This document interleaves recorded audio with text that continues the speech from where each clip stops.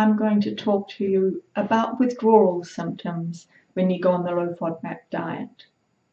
My name is Suzanne Perezzini, and I'm the author of 2 low Fodmap cookbooks and the creator of the Inspired Life Low Fodmap coaching program. Now, many of my clients, when they start the low Fodmap diet, they complain of headaches and other aches and pains that are unrelated to their IBS symptoms of bloating and diarrhea or constipation. Now, when you go from a diet which has actually actively been hurting you, and in fact you probably haven't been absorbing many of the nutrients from the food at all because it's been going straight down into your large bowel where it's fermented, and you start eating good, healthy food that will include less sugar and less processed food, there is the possibility that you could get some withdrawal symptoms from that, especially if you've been a great sugar lover and you put sugar in your tea and your coffee, and you have chocolate, you have sweets and candies, and you also perhaps at morning tea or afternoon tea you're having something sweet to eat, like a biscuit or a bar or a piece of cake. Now that's a lot of sugar going into your body, and when you're on the low Fodmap diet you really have to limit your sugar. Now the best sugars for you, and I have another video on this, really table sugar, your normal sugar, because it's 50% fructose and 50% glucose, and the glucose helps the fructose to be absorbed. But you can't use too much of it or the glucose stops doing that job.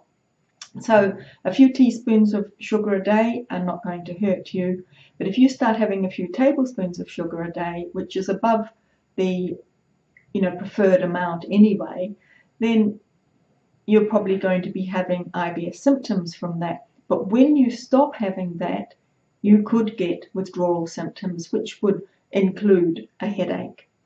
Now, the other thing that often happens when you start the low Fodmap diet is you stop drinking soda and pop drinks, things like Coke. Now, Coke has got a lot of caffeine in it, as well as sugar.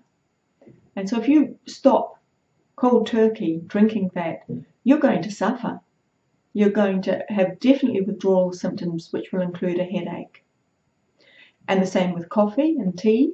Both of those have got caffeine in them. So if you restrict those, whereas perhaps before you were a big drinker of coffee and tea and had it strong, and now you have to drink less and drink it a bit weaker, you'll probably get some withdrawal symptoms from that.